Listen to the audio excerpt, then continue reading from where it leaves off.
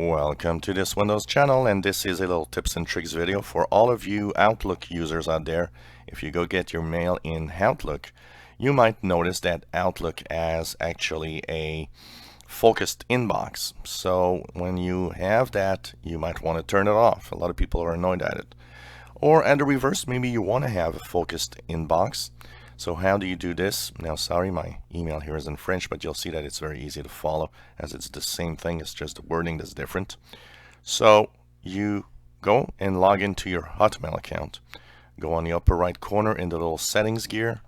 There you go into, just go down and you'll see that focused inbox is the first one.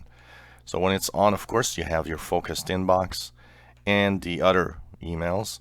The way that focused inbox is supposed to work is to give priority to what you might be interested in, and of course put in the other side the ones that you might not want to actually have immediately. So I use this feature for a while, but the more I use it, the more I find it annoying more than anything else. So you might want to actually remove it. Once again, log into your Outlook email account. You go into the settings gear on the upper right corner, and you go down and you just turn it off. It's the first slider, focused inbox. If you enjoy my videos, please subscribe, give us a thumbs up, and thank you for watching.